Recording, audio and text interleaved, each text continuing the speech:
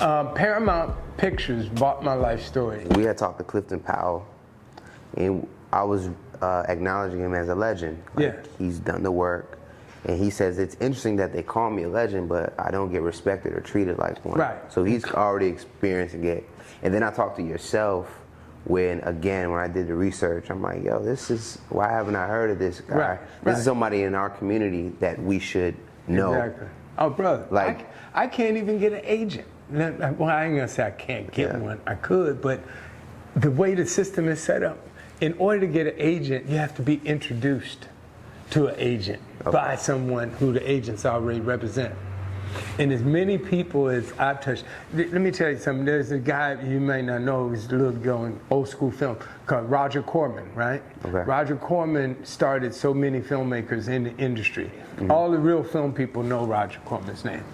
I have been said, people say I'm the Black Roger Corman. Because, you know, I put more people into the unions here than any other filmmaker.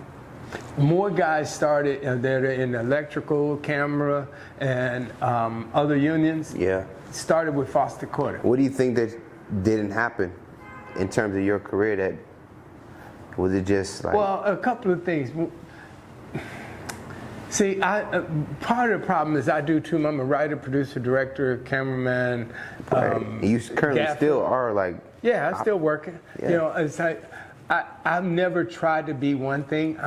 And I saw the interview with Clifton Powell, and you're right, Clifton is a legend. Clifton has been doing the work, and he said one thing, it's about the art. See, I work. I'm making films. I'm making independent films all the time. You know, I did commercials. I've been doing it. I love the art. I love making movies. If you join the union, number one, you do one thing. And that's it, you know. So you get paid well, so you're whole. You're a well-paid whole. You do one thing. I love the art, though, you know, and I'm not knocking that if that's your thing. But I like to be involved with the story. I like to talk to these independent filmmakers, directors about their characters, and I like to share my knowledge with them about your story and what's going to happen. You know, it's like you can take the blue pill or the red pill. You can go left or right. If you go that way, I can tell you what's going to happen. If you go that way, I can tell you what's going to happen. You know, so I share with them. I like the creativity of it. Is it getting rich? No. But what is rich? You see? What is rich? When I died, I left nothing on the table, brother. I've had a wonderful life. I have no regrets. I've seen a lot of people come and go. You know, I see all the filmmakers, the black and white and Latino and everything, you know.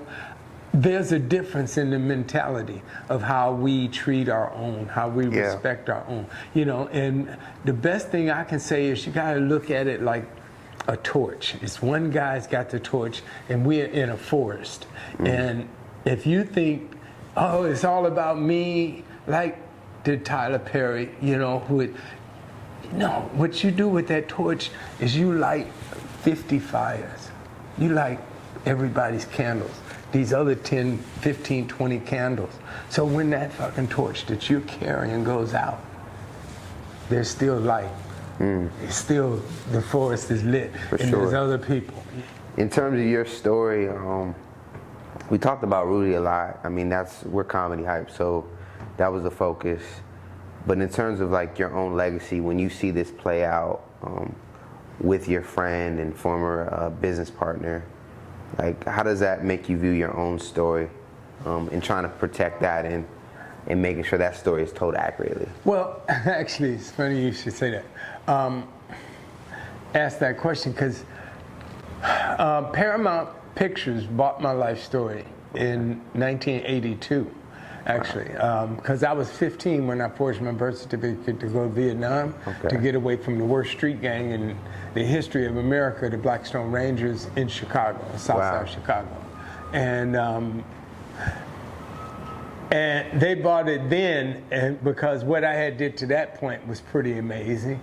But since then, I've had a whole another 2 or 3 lives, you know. So hopefully, my movie has been in turnaround in Paramount Pictures Mr. Tyler Perry, Mr. Denzel, Mr. Will Smith, Mr. J.J. Abrams, Spike, guys, ladies, my movie, my life story, Foster Quarter, is in turnaround at Paramount Pictures. It's been sitting on the shelf for 35 or 36 years right now. And it was about the kid who forges his birth certificate at 15 years old to go and talks for his friends in the neighborhood to go to Vietnam to get away from the street gang. And one dies in Vietnam, one gets captured and still MIA today. One comes back paraplegic, one comes back and commits suicide because they call him baby killer.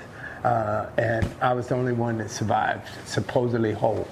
And it's a great story, and it should be made to give kids a lot of hope, you know, that you can overcome. It doesn't matter what neighborhood. Why do you think we're not hearing stories like yours?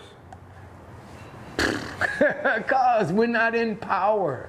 Again, that's what I'm saying. That's why we have to huddle up, and we need some me and you movement going on, because it took 15 years to get Ray made. And Ray Charles, as great as he is in the household name, nobody knows Foster Quarter, you know, but my story, yes, it's a great story. Yeah. So, you know, we're not in power, and we're not pushing it, you know.